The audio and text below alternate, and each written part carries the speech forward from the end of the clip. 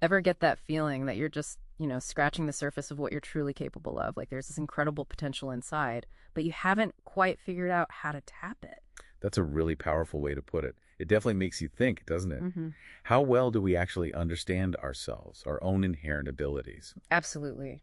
And that's really the heart of what we're getting into today. We've done a deep dive into Soul's Journey, a guide to self-discovery and fulfillment by Hailemickael. Hmm. Think of this as pulling out the key nuggets, the absolute essentials that can really shift your perspective without you having to read the whole thing cover to cover. Right. Our goal here is to distill the core principles Darius lays out for, well, for unlocking that full potential he talks about. So we'll be looking at understanding your own power, why aligning your actions with your purpose is so crucial. And how even small shifts in, how you think can lead to a much richer, more fulfilling life. Okay, so the book kicks off with this interesting story about an old stencil machine at a university. Sounds mundane, right? Yeah, but the point is, this machine could do so much more than anyone realized or used it for. It was like seriously underutilized. Exactly. So what struck you about starting there? Well, it immediately holds up a mirror, doesn't it? Yeah. Derez asked this great question. If we can misunderstand a machine we built, how much more likely are we to misunderstand ourselves, our own potential? It makes you think, why don't we come with a better user manual? Right. We get instructions for IKEA furniture, but Mhm. not for navigating ourselves. And that leads him to this idea of a manufacturer, a creator. Suggesting that understanding our origin might be key to understanding our purpose. How does he approach that? Well, it's interesting. He acknowledges science, evolution, but notes they don't always give definitive answers about purpose. So he looks elsewhere. Yeah. He turns to religious texts like the Bible, the Genesis story, as another way to think about our creation. And we should probably clarify, this isn't about pushing a specific doctrine, right? It's more about exploring the ideas in the text. Precisely. Exploring concepts like being made in God's image, having that divine spark, and how understanding that might link to understanding ourselves. Qualities like love, mercy. Even our basic needs, food, water, air, he frames those as connecting us to creation, to nature itself. Exactly. It sets a baseline. Then he dives into Adam and Eve, not just as a story, but as an allegory for our own choices. So Adam starts with everything, effort-free, but then there's the forbidding tree, the temptation, disobedience. And the consequences. A loss of grace, a shift in focus towards, well, negativity, evil, and the world becomes harder. Thorns and thistles appear. What's the key shift you see there? It's the transformation in Adam's role. He goes from just receiving to having to work for survival. That line, cursed is the earth, through painful toil you will eat of it. That's huge. It introduces this idea of him becoming a farmer. Exactly. And the vital importance of choosing the best seed.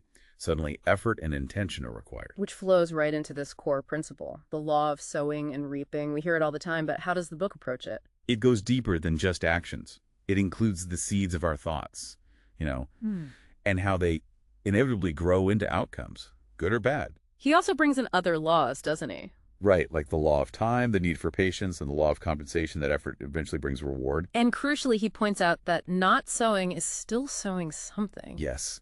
If you don't intentionally plant what you want, you'll just get, well, weeds, unwanted stuff, negative thoughts, missed chances. He even lists the essentials for growth seed: farmer, soil, tools, water, air, sun, and draws parallels to our own lives. And this idea of tilling the mind, the surface, but needing that deeper, fertile soil of the heart and getting them aligned, that really resonated. That alignment between intention and core belief feels so key for real growth. Definitely. Then he tells that parable of Hafed, the farmer looking for diamonds. What's the takeaway there? Oh, Hafed. Yeah, he's content, then gets obsessed with diamonds, sells his farm, wanders searching, But here's the kicker. He doesn't even know what a raw diamond looks like. and dies broke, while the new owner finds diamonds on the farm Hafed sold.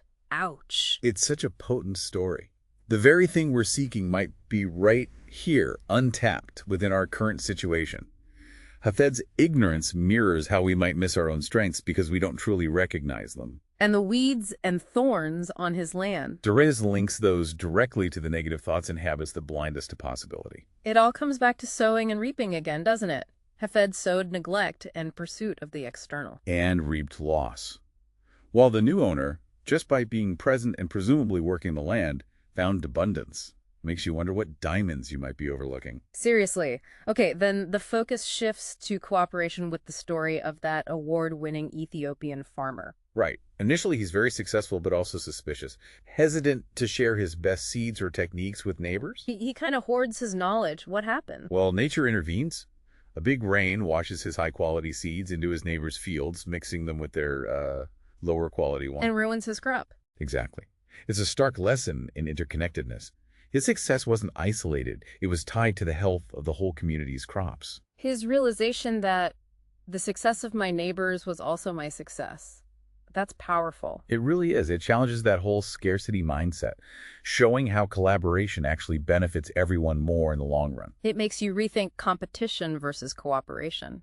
Then the book tackles resource limits with that dialogue between Bobby's father and the thief in Arizona. Yeah, this directly challenges the idea that there's not enough to go around.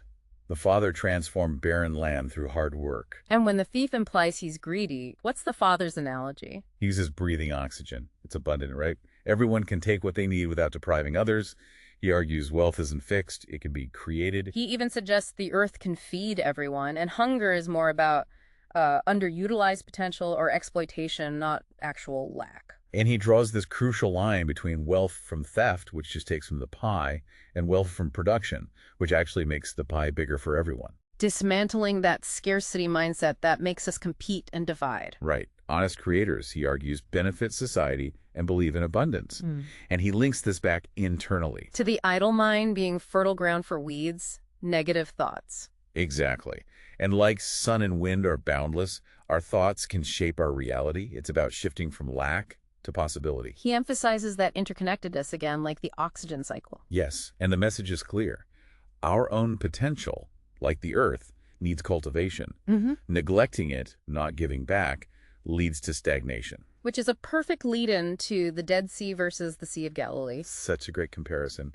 Both get water from the Jordan River. But Galilee thrives because it lets water flow out, while the Dead Sea just receives and becomes, well, dead, lifeless. It's a powerful metaphor for giving back. What we receive, knowledge, resources, love, isn't meant just for us.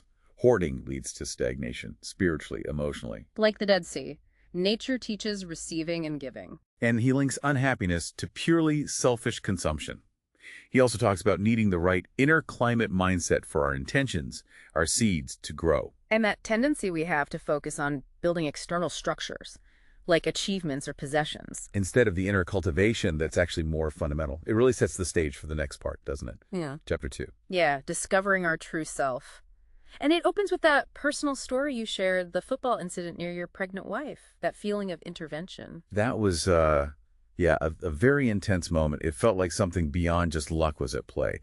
And Darius introduces this idea of our spiritual self or true essence. As this vast, limitless part of us, often hidden. Exactly. Like the source of those incredible feats people perform in crises. Tapping into a reserve you didn't even know you had. So how do we access it? The book suggests we need to quiet the external noise. Right. Momentarily stop identifying just with our roles, our physical selves, and go deep within. He says this true self can surface in unexpected ways. Like during intense sadness or when our identity feels threatened. Or high risk, or even childbirth, that profound mother-child connection. The example of a mother's sacrifice is driven by that deep love that seems to transcend pain, that points to this deeper self. And he differentiates the false identity, the myself, mine, tied to the visible world. From the true spiritual identity, the simple I. Knowing ourselves truly involves kind of peeling back those false layers we cling to. How does that shedding process start?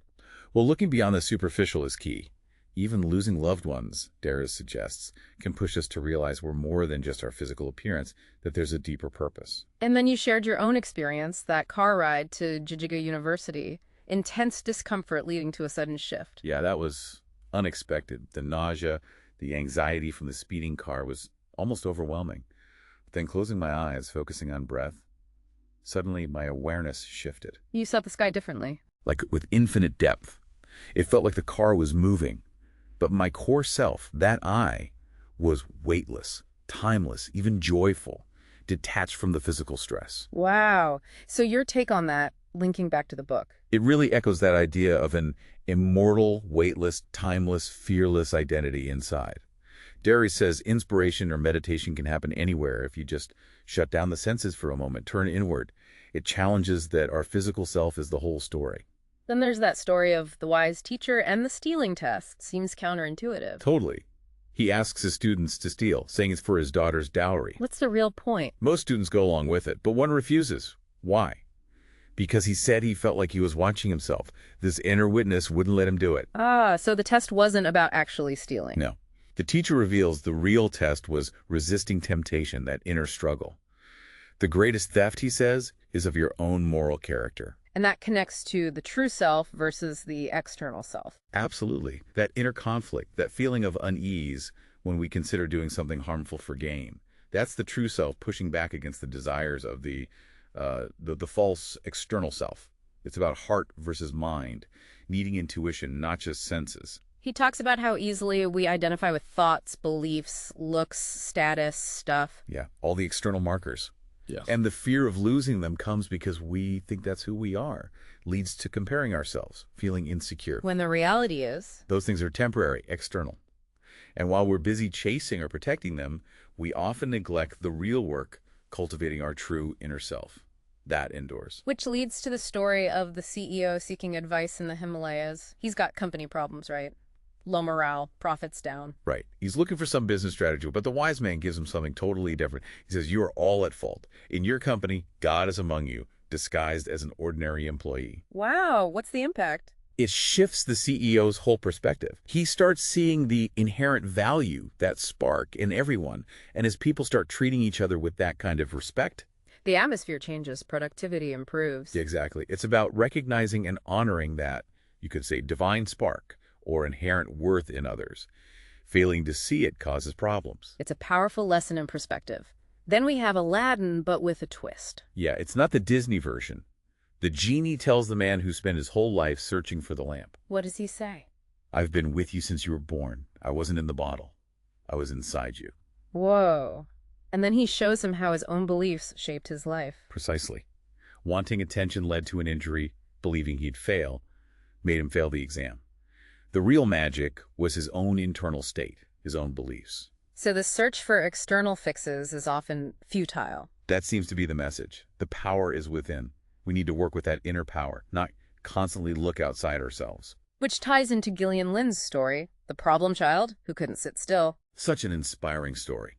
School saw a problem, maybe ADHD today. But a insightful psychologist saw something else entirely. He saw a dancer. Exactly. And putting her in dance school wasn't just a fix. It unlocked her entire potential. She became a famous ballerina, choreographer. It's about looking past labels, isn't it? Seeing the underlying talent. Definitely. And Dares brings back the farmer analogy. You have to cultivate the land to see its potential. Setting big goals can help us uncover our own hidden abilities. Mind as the surface, heart as the deep soil, inner growth first. Right. Your true potential is deep in the heart. Introspection is key, which leads to the eagle raised by chickens. Ah, yes, the eagle thinking it's a chicken scratching around. But it sees eagles soaring and it feels this longing, right? But the chickens tell it, you can't do that, you're a chicken. Limiting beliefs. Until the storm hits. An instinct takes over. It flies, realizing its true nature. It's a metaphor for how we can be held back by limitations self-imposed or from others. We need to find our unique talents. Like discovering the golden Buddha inside the clay statue. Perfect example. Everyone assumed it was just clay for centuries. It took being moved, a bit of chipping away, to reveal the gold inside. So we need to challenge assumptions, step out of comfort zones. Trials can reveal our true worth. That seems to be the idea. Similar to Thomas Edison's story, teachers called him stupid. But his mother refused to accept that. She told him the note said he was a genius, too smart for school. Her belief shielded him, let him flourish. Shows the incredible power of belief, challenging those negative labels. And then there's Nick Vujicic. Born without limbs, an incredible story. Truly extraordinary. The initial shock, the grief, but then his family's unwavering love, his determination to learn, to surf, swim, skydive. And become a motivational speaker, reaching millions. But the book mentions the initial questions, the sorrow. Yes, understandably. His mother struggled, questioning why. But eventually she felt God had a plan for him. Her belief gave him hope. He faced bullying, too, feelings of being less than. But he turned it around by sharing his story. That vulnerability became his strength. And the book offers this perspective. That his imperfections were like additional windows for grace. Yeah, that perceived weaknesses can actually be hidden strengths.